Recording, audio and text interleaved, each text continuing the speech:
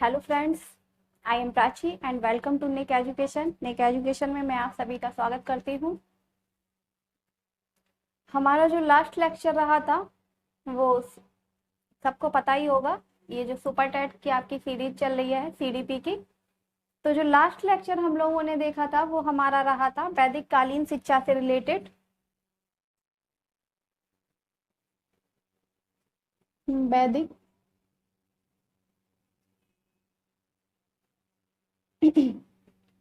कालीन शिक्षा, इसमें हम लोगों ने देखा था वैदिक कालीन शिक्षा के आपके ऑब्जेक्ट क्या क्या थे, आपकी कुछ वैदिक कालीन शिक्षा की स्पेशलिस्ट रही थी वो क्या क्या थी, विशेषताएं क्या क्या थी, उद्देश्य क्या क्या थे, वैदिक कालीन शिक्षा का अर्थ क्या क्या था, ये हम लोगों ने कवर कर लिया था। कौन कौन से संस्कार किए जाते थे जब बालक की विद्या आरंभ होती थी, तो विद्या आरंभ संस्कार किया जाता था जिसे हम लोग चूड़ा कर्म संस्कार के नाम से भी जानते थे, जिसे हम लोग क्या कहते थे, प्रारंभिक शिक्षा भी कहते थे। और जब बालक प्रारंभिक शिक्षा अपनी कंप्लीट कर लेता था या पूरी कर लेता था तो वह फिर क्या करता था, गुरुकुल में प्रवेश करता था। और गुरुकुल में प्रवेश के दौरान बालकों का उपनयन संस्कार किया जाता था। क्या किया जाता था?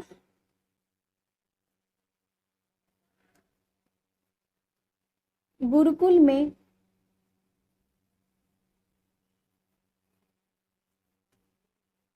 प्रवेश के दौरान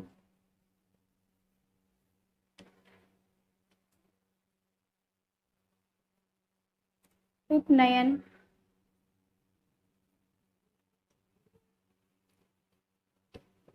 संस्कार होता था।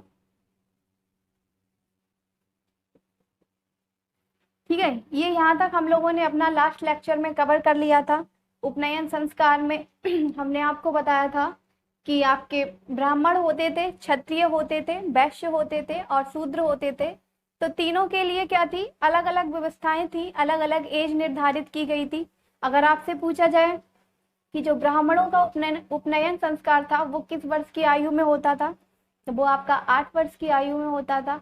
वहीं अगर आपसे क्षत्रिय का उपनयन संस्कार पूछा जाए तो वो 11 वर्ष की आयु में होता था।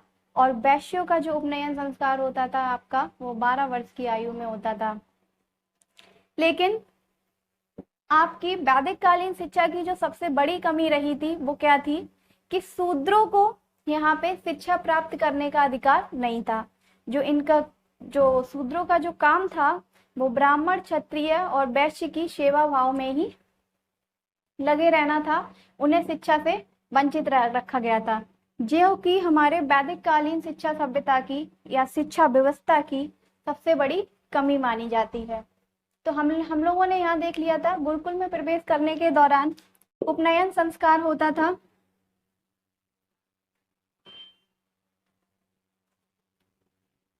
अभी देखेंगे, ये तो हम लोगों ने सारे संस्कार देख लिए थे। अब देखेंगे हम लोग आपकी जो वैदिक कालीन शिक्षा व्यवस्था थी, जो एजुकेशन सिस्टम था, उसमें जो आपका कुछ पाठ्यक्रम भी रहा होगा, कुछ पाठ्यक्रम भी रहा होगा। जब शिक्षा की व्यवस्था है, जैसे आज आप कोई भी एजुकेशन सिस्टम लो, किसी भी हम लोग विद्यालय में प्रवेश लें या किसी भी कक्षा में प्रवेश लें, तो आपका एक सिलेबस निर्धारित होता है। तो पहले भी ऐसा ही होता था, कुछ ना कुछ सिलेबस होता था। तो आज हम लोग देखेंगे उसके सिलेबस के बारे में। जब सिलेबस होगा, बच्चे होंगे, विद्यालय होगा, अध्यापक होगा, तो अध्यापक के पढ़ाने के लिए कुछ ना कुछ आपकी शिक्षण विधियां भी होंगी। तो हम लोग यहाँ पे देखेंगे शिक्षण विधियों को।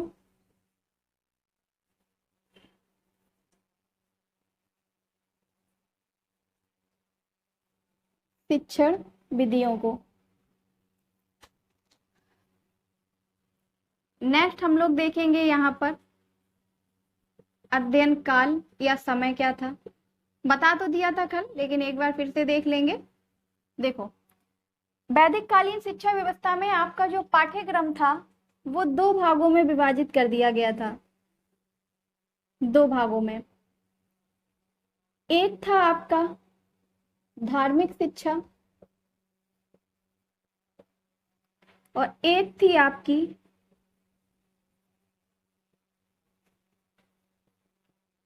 लौकिक शिक्षा। वैदिक कालीन शिक्षा व्यवस्था में आपके पाठ्यक्रम को दो भागों में विभाजित किया गया था, धार्मिक शिक्षा एंड लौकिक शिक्षा। धार्मिक शिक्षा से तो सभी लोग परिचित होंगे, धर्म की शिक्षा दी जाती थी, वो हमारी क्या कहलाती थी, धार्मिक शिक्षा। तो धार्मिक शिक्षा में आपके जैसे हमने बताया किसका ज्ञान कराया जाता था बच्चों को, वेदों का, पुराणों का, वेद पुराण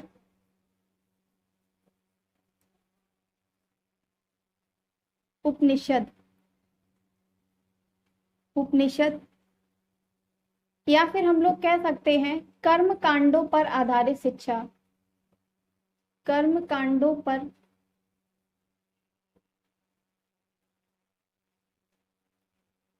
आधारित शिक्षा। ठीक है, तो धार्मिक शिक्षा जो दी जाती थी उसमें बालकों को वेद, पुराण, उपनिषद, कर्म कांडों पर आधारित शिक्षा दी जाती थी। और जो लौकिक शिक्षा जो दी जाती थी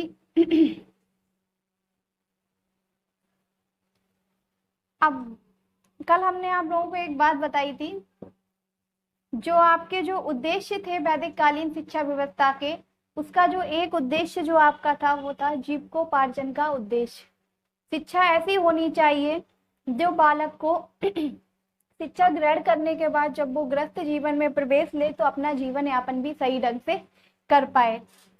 तो अब उसे जीवन यापन करने के लिए कुछ ना कुछ व्यवसायिक शिक्षा भी देनी पड़ेगी, व्यवसाय भी करेगा, कृषि से भी जुड़ेगा, तो और व्यवसाय करने के लिए उसे कहीं ना कहीं गणित की आवश्यकता भी पड़ेगी,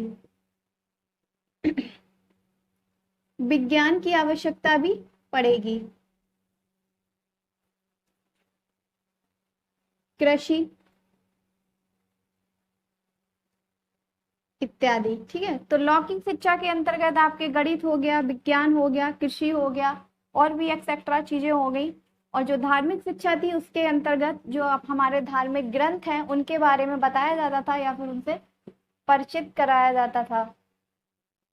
धार्मिक को ही हम लोग बोलेंगे, अगर आपसे कहा जाए कहीं कहीं धार्मिक लिखा हुआ ना मिले तो धार्मिक को ही हम लोग क्या बोल देते हैं, परा शिक्षा।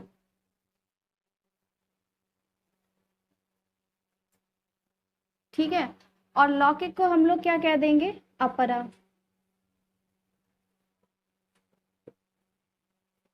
तो परा शिक्षा बोली जाए तो धार्मिक शिक्षा थी आपकी, और अपरा शिक्षा बोली जाए तो लौकिक शिक्षा थी आपकी। ये तो हो गया पाठ्यक्रम, जो सिलेबस जो था वैदिक कालीन शिक्षा व्यवस्था का। नेक्स्ट हम लोग देखेंगे शिक्षण विधियां।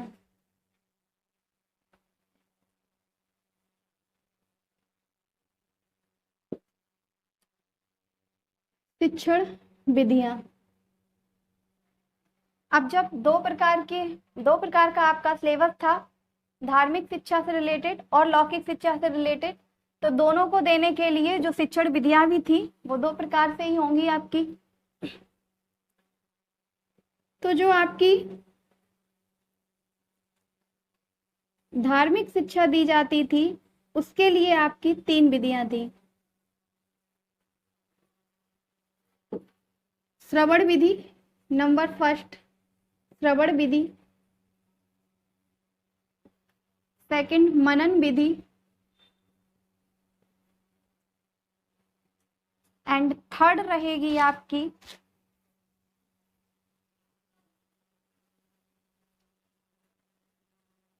श्रवण विधि। पहले हम लोग अगर किसी भी चीज को सुनेंगे, कोई भी चीज आप किसी का भी ज्ञान लेंगे, किसी का भी ज्ञान ग्रहण करेंगे या उसके बारे में पढ़ेंगे, तो सबसे पहले हमें क्या है, उस चीज को सुनना पड़ेगा, उस चीज को सुनना पड़ेगा। सुनने के बाद हमें करना क्या है, उस पे मनन करना है, उस पे मनन करना है यानी चिंतन करना है, और फिर लास्ट में आपको क्या करना है, उसे व्यवहार में उतार लेना है।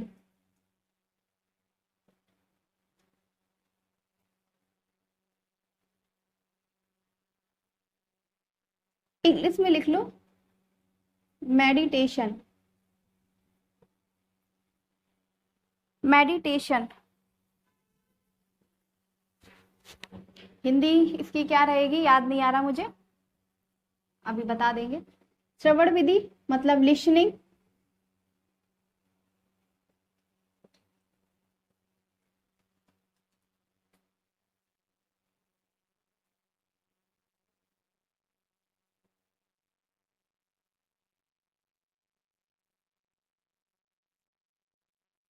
लिसनिंग, थिंकिंग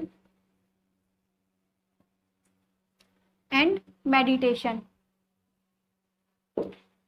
सुनना, सोचना या फिर चिंतन करना, और मेडिटेशन का मतलब उसे फिर अपने व्यवहार में उतारना। ये तो हो गई हमारी शिक्षण विधि, जिसका हम लोग क्या करेंगे, किसमें यूज करेंगे, हमारे धार्मिक शिक्षा में।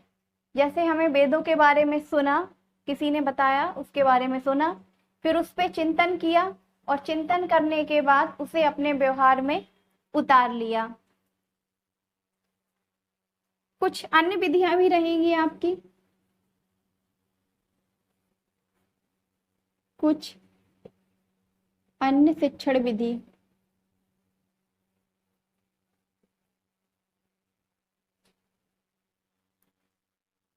जिसमें आपकी आ जाएंगी जैसे कि प्रश्नोत्तर विधि,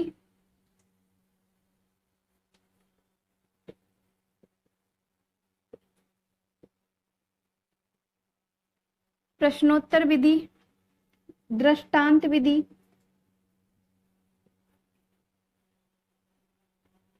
या इसी को कहेंगे उदाहरण,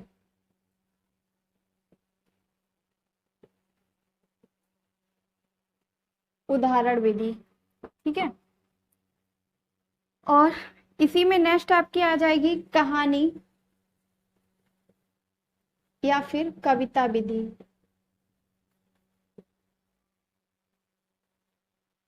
ठीक है, प्रश्नोत्तर विधि, प्रश्नों के माध्यम से बच्चों ने क्या सीखा है, कितना जाना है, इसके बारे में पता करना। दृष्टांत विधि, उदाहरण विधि, बच्चों को समझ में ना आए तो उन्हें उदाहरणों के माध्यम से समझाना, और फिर कहानी या कविता के माध्यम से बच्चों को समझाना। ठीक है, तो धार्मिक के लिए आपकी 3 थी, श्रवण विधि, मनन विधि, मेडिटेशन विधि। इसे हम लोग कहेंगे निधि ध्यान, हिंदी में ध्यान आ गया, निधि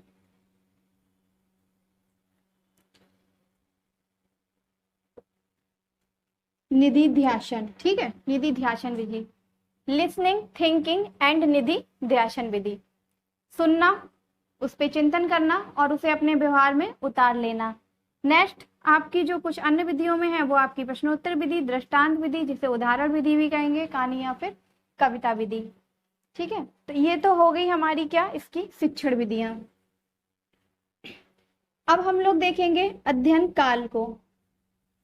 अध्ययन काल कल हमने आप लोगों को बता दिया था, जो आपके मिनिमम एक वेद के अध्ययन में मिनिमम जो समय लगता था वो लगता था 12 वर्ष। कितना लगता था, 12 वर्ष।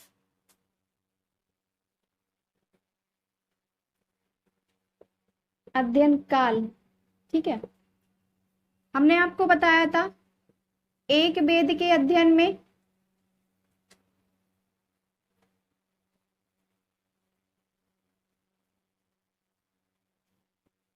12 वर्ष की अवधि लगती थी। 2 वेद के अध्ययन में पूछा जाए तो 24 वर्ष, 3 वेद के अध्ययन में 36 वर्ष, और जो 4 वेद का जो ज्ञाता हो जाता था, जिसे चारों वेद का अध्ययन करना था या चारों वेद के बारे में जानकारी प्राप्त करनी रहती थी, तो उसे समय लगता था आपका 48 वर्ष। ठीक है, पहले वेद के, जिसे एक वेद का ज्ञान हो जाता था, एक वेद के ज्ञाता को हम लोग स्नातक बोलते थे। दोनों वेद का ज्ञान जिसे हो जाता था उसे हम लोग वसु बोलते थे। 3 वेद के ज्ञाता को हम लोग रुद्र बोलते थे, और जिसे चारों वेद का ज्ञान हासिल हो जाता था उसे हम लोग आदित्य बोलते थे। ठीक है, ये हमने कल आपको बता दिया था और नोट भी करवा दिया था।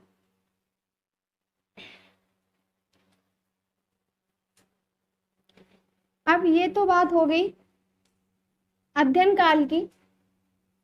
अब हम लोग देखेंगे जब शिक्षा ग्रहण करते थे बालक तो कुछ ना कुछ दंड का प्रावधान भी रहा होगा।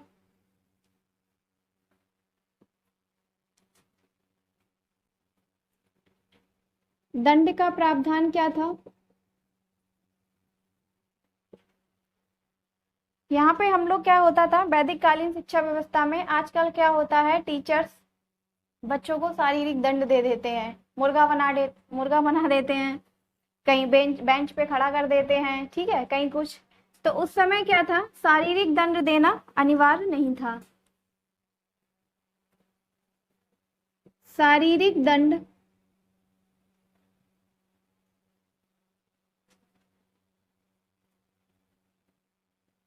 नहीं दिया जाता था।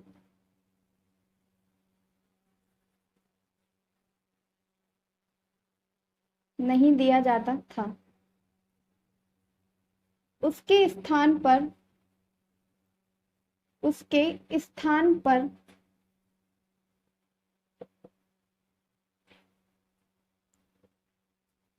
आध्यात्मिक दंड जैसे उपवास इत्यादि दिया जाता था।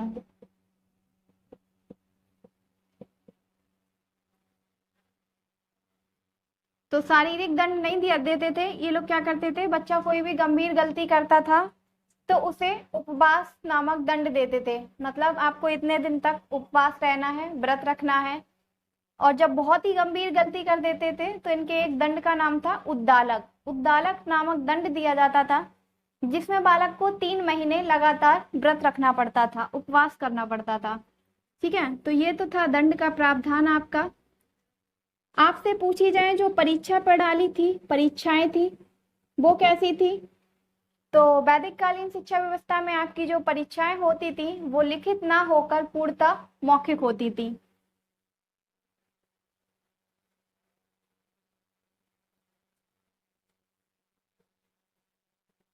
पूर्ण रूप से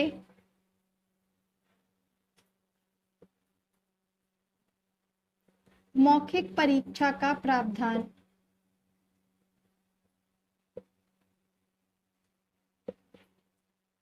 पूर्ण रूप से मौखिक परीक्षा का प्रावधान।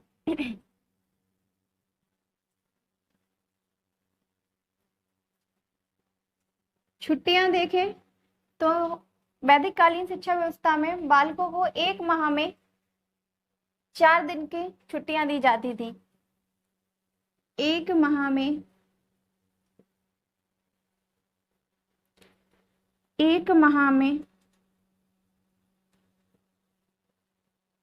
4 दिन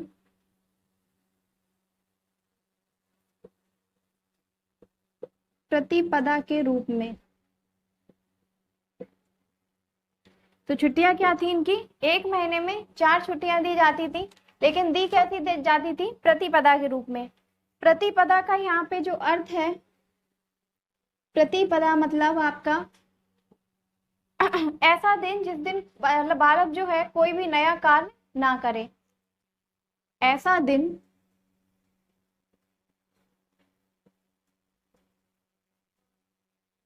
जब बालकों द्वारा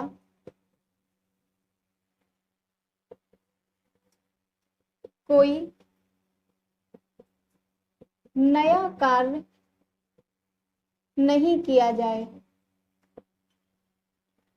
ठीक है, छुट्टियां तो मिलती थी लेकिन प्रतिपदा के रूप में मिलती थी।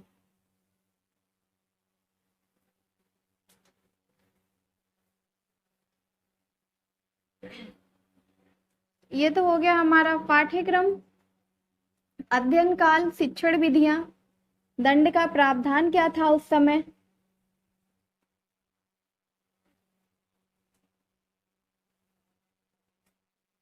अब ये देखो, जो आपका उपनयन संस्कार जो होता था उसके दौरान बालकों को एक संज्ञा दी जाती थी। उपनयन संस्कार के दौरान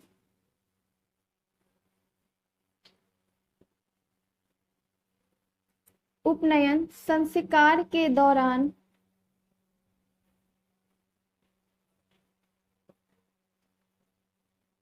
बालकों को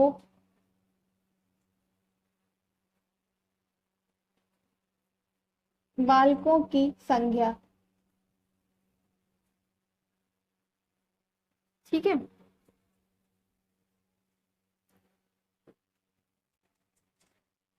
जब हमारा उपनयन संस्कार नहीं होता था, मतलब जब बालकों का वैदिक कालीन शिक्षा व्यवस्था में उपनयन संस्कार नहीं होता था, तो उससे पहले जो उनका शरीर जो होता था वो कैसा होता था? भौतिक। कैसा होता था? भौतिक शरीर।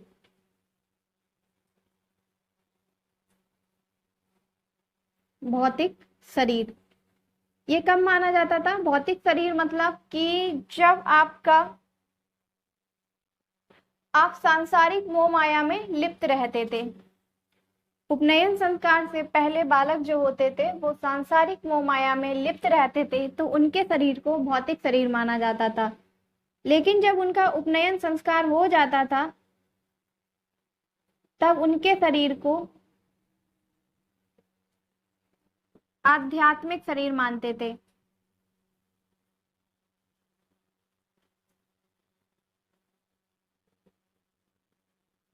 आध्यात्मिक शरीर, क्योंकि हमने आपको बताया था जो आपका मेन उद्देश्य जो था वैदिक कालीन शिक्षा व्यवस्था का वो क्या था? सबसे पहले तो एक था, हम लोगों ने देखा था मनुर्भव, और दूसरा देखा था साविद्या। एक देखा था मनुर्भव, और वहीं पे हमने जो दूसरा उद्देश्य देखा था वो देखा था साविद्या या विमुक्ति। ठीक है, मनुर्भव मतलब आपका था बालक को सबसे पहले क्या, एक अच्छा इंसान बनाना, और सा विद्या या विमुक्ति मतलब सा मतलब ऐसी विद्या बालक को देना, बालक को ऐसी विद्या देना जो वह सांसारिक मोह माया से दूर ले जाए, जो उसे सांसारिक मोह माया से दूर ले जाए। ठीक है, तो उपनयन संस्कार से पहले जो बालक का जो शरीर होता था वो कैसा होता था? भौतिक शरीर, जो कि सांसारिक मोह माया में लिप्त रहता था। और जब आपका उपनयन संस्कार हो जाता था वो गुरुकुल में प्रवेश कर लेता था तथा वहां पे शिक्षा ग्रहण कर लेता था, तो वहीं उसके शरीर को फिर कैसा माना जाता था? आध्यात्मिक शरीर, यानी कि जो उसका शरीर था वो सांसारिक मोह माया को छोड़ चुका होता था। ठीक है,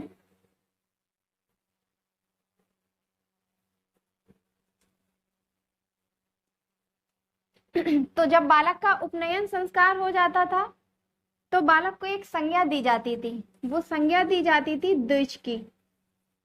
द्विज, ठीक है। अब द्विज का मतलब देखेंगे तो होता है दूसरा जन्म। द्विज मतलब दूसरा जन्म। एक तो उपनयन संस्कार से पहले का जन्म और एक उपनयन संस्कार के बाद का जन्म। तो बालक के कितने जन्म हो जाते थे? दो जन्म हो जाते थे, और उसी के आधार पे बालक को किसकी संज्ञा दी जाती थी? द्विज की। इसी को हम लोग और भी मिल जाती हैं आपको, जैसे कि ब्रह्मचारी,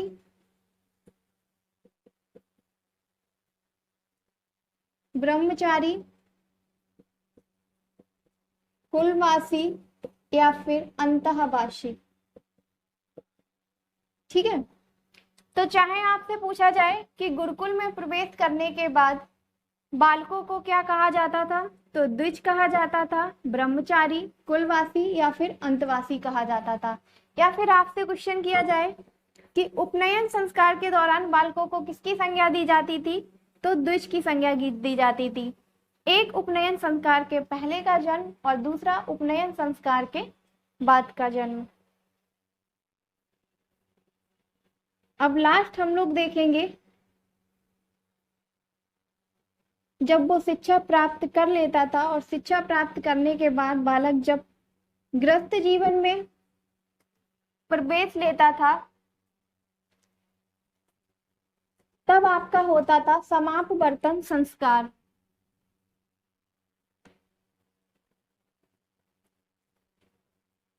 समापवर्तन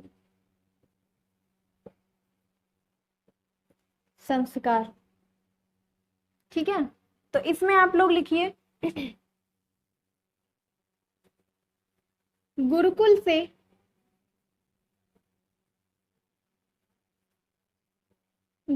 से शिक्षा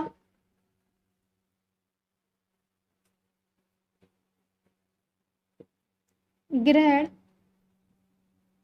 कर गृहस्थ जीवन में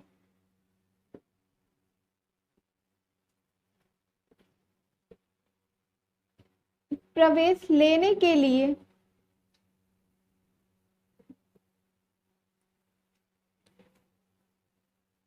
समापवर्तन संस्कार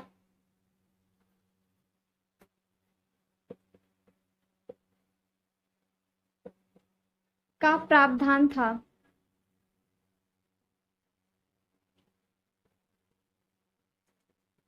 ठीक है, गुरुकुल से शिक्षा ग्रहण कर गृहस्थ जीवन में प्रवेश लेने के लिए समापवर्तन संस्कार का प्रावधान था।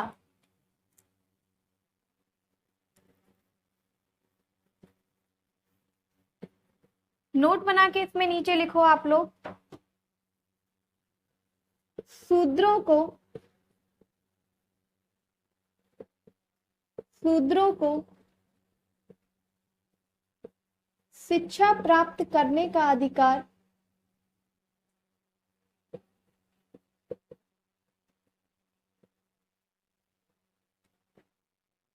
नहीं था। यह इस शिक्षा व्यवस्था की